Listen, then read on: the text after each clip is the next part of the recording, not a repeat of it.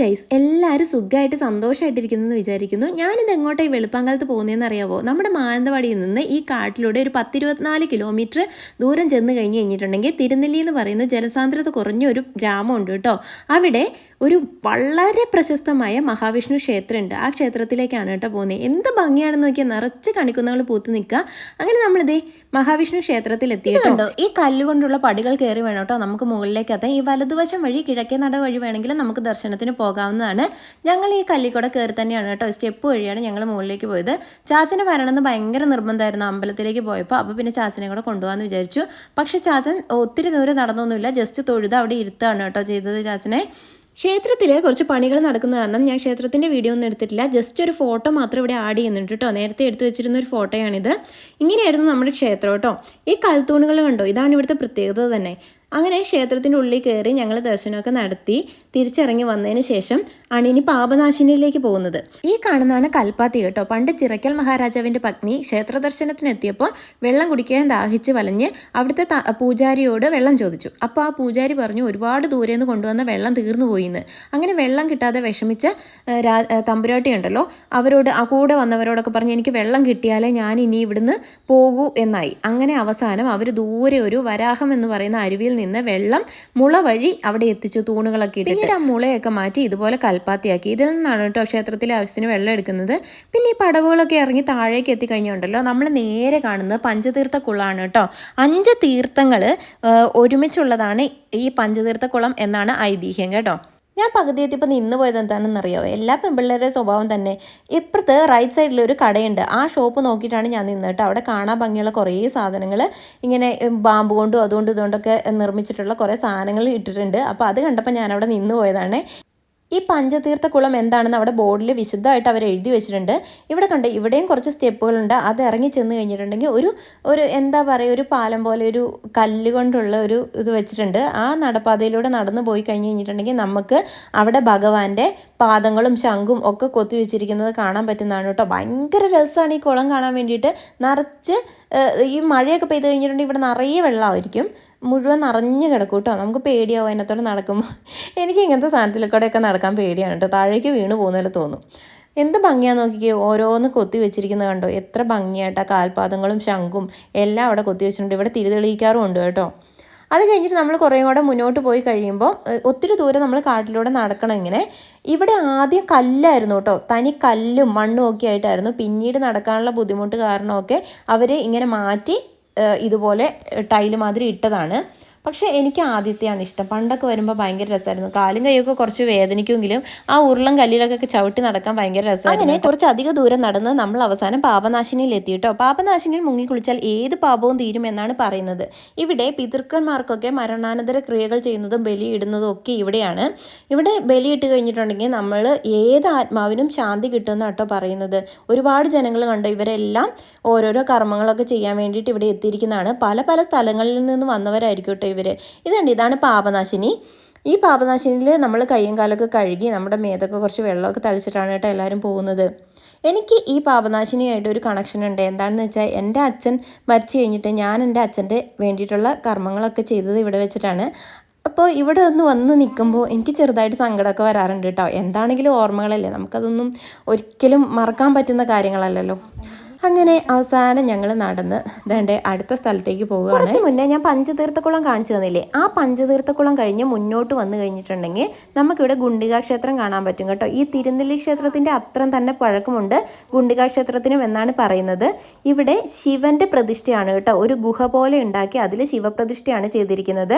ഈ വഴി കണ്ടോ, കല്ലും മണ്ണും ഒക്കെ ആയിട്ട് ഇതേ വഴിയായിരുന്നു നമ്മുടെ പാപനാശിനി വരെ ഉണ്ടായിരുന്നത്. അത് കഴിഞ്ഞിട്ടാണ് അവർ ഇപ്പം കാണിച്ചു തന്നത് മാതിരിയുള്ള വഴിയായത്. ഇതുപോലെ കല്ലിലും മണ്ണിലൊക്കെ ചവിട്ടി വേണമായിരുന്നു ആദ്യം പോകാൻ കേട്ടോ. നമുക്ക് ചിലപ്പോൾ കാലൊക്കെ വേദനിക്കുന്ന പോലെ തോന്നും. പക്ഷെ നമുക്ക് ഇവിടേക്ക് പോകുമ്പോൾ നമുക്ക് ആ ഒരു സന്തോഷം, ആദ്യമായിട്ട് വരുന്നവർക്കൊക്കെ ഒരു പ്രത്യേക ഫീലാണ് കേട്ടോ ഈ അമ്പലം. ഇങ്ങനെ കുറച്ച് ദൂരം നടന്നു കഴിയുമ്പോൾ ചെറിയൊരു ഇടുങ്ങിയ ഒരു ഗുഹയിലേക്ക് ചെറിയ വഴിയിലൂടെ നമുക്ക് അതിൻ്റെ ഉള്ളിലോട്ട് നോക്കി കഴിഞ്ഞ് കഴിഞ്ഞിട്ടുണ്ടെങ്കിൽ അവിടെ നമുക്ക് ശിവൻ്റെ പ്രതിഷ്ഠ കാണാൻ പറ്റും. ഈ അമ്പലത്തിൻ്റെ ഉള്ളിലുള്ള ഈ ഗുഹയില്ലേ, അതിൻ്റെ ഉള്ളിൽ കൂടെ കൊട്ടിയൂർ ക്ഷേത്രത്തിലേക്കും വഴിയുണ്ടെന്നാണ് പറയുന്നത്. കൊട്ടിയൂർ ക്ഷേത്രത്തിൽ ഇതിനകത്തോടെ പോയിട്ട് വിളക്ക് കൊളുത്തും എന്നൊക്കെ കേട്ടിട്ടുണ്ട്. എനിക്കത്ര കാര്യമായിട്ട് അറിയില്ല, എന്നാലും അങ്ങനെയാണ് പറഞ്ഞു വരുന്നത് കേട്ടോ. ഇത് കണ്ടോ, അതിൻ്റെ ഉള്ളിൽ എല്ലാവരും അവിടെ ഇരുന്ന് അകത്തേക്ക് നോക്കുന്നത് നമുക്ക് കാണാൻ പറ്റും. അകത്തേക്ക് നോക്കിക്കഴിഞ്ഞിട്ടുണ്ടെങ്കിൽ നമുക്ക് അധികം ദൂരമൊന്നും കാണാൻ പറ്റില്ല, ഇരുട്ടാണ്. എന്നാലും ഒരു ശിവലിംഗം പ്രതിഷ്ഠിച്ചിരിക്കുന്നത് നമുക്ക് കാണാൻ പറ്റും കേട്ടോ. ഞാനും അവിടെ പോയിരുന്ന് എപ്പോഴും നമുക്കറിയാമെങ്കിലും നമ്മൾ വീണ്ടും വീണ്ടും അവിടെ പോയിരുന്ന് അകത്തേക്ക് നോക്കുമ്പോൾ ഒരു സുഖമില്ലേ. അങ്ങനെ ഞാനും അച്ചുവും പോയി അവിടെ കുനിഞ്ഞിരുന്ന് നോക്കുക. അച്ചു ആദ്യമായിട്ടാണ് അത്ര കാര്യമായിട്ട് നോക്കി കാണുന്നത്. ഞങ്ങൾ ഇടയ്ക്കിടയ്ക്ക് പോകാറുണ്ടെങ്കിലും അവൻ ഇത്ര കാര്യമായിട്ട് അവിടെ പോയിരുന്ന് നോക്കുന്നതൊക്കെ ആദ്യമായിട്ടാണ് കേട്ടോ. നിങ്ങളെ കാണിച്ചു തന്നാലും ഒന്നും കാണാൻ പറ്റില്ല ഇരുട്ടായത് കാരണം. പിന്നെ ഇവിടെ ആദ്യം ഉണ്ടല്ലോ, ഇവിടെ കല്ല് പെറുക്കി പെറുക്കി മേലെ വെക്കുമായിരുന്നു. ഇപ്പോൾ അവിടെ ബോർഡിൽ എഴുതി വെച്ചിട്ടുണ്ട് കല്ല് പെറുക്കി വെക്കാൻ പാടില്ല എന്ന്. അത് ഞാൻ അമ്മയോട് പറയായിരുന്നു. അവിടെ ഇപ്പോൾ കല്ല് പെറുക്കി വെക്കാൻ പാടില്ല എന്ന് എഴുതി വെച്ചിട്ടുണ്ട് അവരെന്ന്. കണ്ടോ, ഗുണ്ടിക ശിവക്ഷേത്രവും പിന്നെ മുന്നോട്ട് പോകുമ്പോഴുള്ളതാണ് പാപനാശിനിയും. പിന്നെ നമ്മളിതേ തിരിച്ച് നമ്മൾ ക്ഷേത്രനടയിലോട്ട് തന്നെ എത്തുകയാണ്. ആ വഴിക്കാണിതേ നമ്മൾ നേരത്തെ കണ്ടില്ലേ പഞ്ചതീർത്ഥക്കുളം, അത്. അവിടെ കുറച്ച് നേരം നിന്ന് അവിടെ ഇരുന്ന് ഒക്കെയാണ് ഞങ്ങൾ പോയത്. ഞാൻ സ്റ്റെപ്പ് കയറി വന്നപ്പോൾ നേരത്തെ കണ്ടുവച്ച സാധനങ്ങൾ ഞാൻ വാങ്ങാമെന്ന് വിചാരിച്ചു കേട്ടോ. അവിടെ ഒരു 2-3 കടയുണ്ട്, നമുക്ക് ഇഷ്ടമുള്ളതൊക്കെ മേടിക്കാം. ഞാൻ അവിടെ നിന്ന് വാങ്ങിയ സാധനം കുറച്ച് കഴിയുമ്പോൾ കാണിച്ചു തരാം കേട്ടോ. നോക്കിക്കേ, എല്ലാ സാധനങ്ങളും ഉണ്ട്.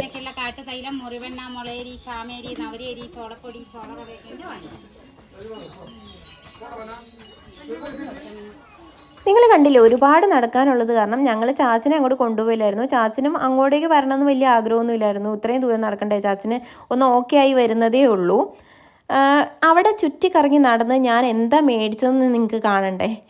എല്ലാ സാധനവും കണ്ടു കഴിഞ്ഞ് അവസാനം എൻ്റെ കൈ കിട്ടിയതാണ് കേട്ടോ. ഇത് കാന്താരി മുളക് ഉപ്പിലിട്ടത്. വയനാട്ടിൽ നല്ല കാന്താരി മുളക് കിട്ടും. കാന്താരി മുളക് നിങ്ങളെന്താ പറയുന്നത് എനിക്കറിയില്ല, ചെറിയ മുളകുണ്ടല്ലോ, ഭയങ്കര എരിവ് അതിന്. ആ വയനാട്ടിൽ കിട്ടുന്ന കാന്താരി വേറെ എവിടെയും ഞാൻ കണ്ടിട്ടില്ല കേട്ടോ. അതേ എരിവോടുകൂടി. കണ്ടോ, ഞാൻ പറഞ്ഞില്ലേ അമ്പലത്തിൻ്റെ പണിയൊക്കെ നടക്കാമെന്ന്. ഈ കൽത്തൂണുകൾ കണ്ടോ, ആ കൽത്തൂണിലാണ് അമ്പലം പണിതിരിക്കുന്നത് കേട്ടോ. നോക്ക്, അങ്ങനെ അവസാനം ഞങ്ങൾ തൊഴുത് ഈ പടികൾ ഇറങ്ങി താഴെ എത്തി. താഴേക്ക് പോകുന്നപ്പോൾ തൊട്ട് എല്ലാവർക്കും ചെറുതായിട്ട് വിശപ്പും ഒക്കെ തുടങ്ങി. ഞങ്ങൾ രാവിലെ ഒന്നും കഴിക്കാതാണ് അമ്പലത്തിലേക്ക് പോയത്. ഞങ്ങൾ എപ്പോഴാണെങ്കിലും അതെ, നമ്മൾ ഭക്ഷണമൊന്നും കഴിക്കാതാണ് അമ്പലത്തിൽ പോവുക. അമ്പലത്തിൽ പോയി വന്നതിന് ശേഷമാണ് കേട്ടോ ഭക്ഷണമൊക്കെ കഴിക്കുക. അപ്പോൾ അച്ചുവൊക്കെ ചോദിച്ചു തുടങ്ങി, എന്തായി, ഫുഡ് കഴിക്കാൻ സമയമായില്ലേ എന്നൊക്കെ. അപ്പോൾ തന്നെ നമുക്ക് മനസ്സിലാവില്ല അവനൊക്കെ വിശന്ന് തുടങ്ങിയെന്ന്. എന്നിട്ട് താഴെ എത്തിക്കഴിഞ്ഞാലും ഇതുപോലെ കുറേ ഉണ്ട്. നോക്കിയാൽ മരങ്ങൾ കൊണ്ടുള്ള തവിയും ഒത്തിരി സാധനങ്ങൾ, നല്ല ഭംഗിയാട്ടോ കാണാൻ വേണ്ടിയിട്ട്. ഇത് കാണാൻ വേണ്ടിയിട്ടാണ് ഞാൻ പോയേ. അപ്പോൾ ഞാൻ വിചാരിച്ചു ചെറിയൊരു വീഡിയോ എടുക്കുകയാണെങ്കിൽ നിങ്ങൾക്കും കൂടെ കാണാമല്ലോ.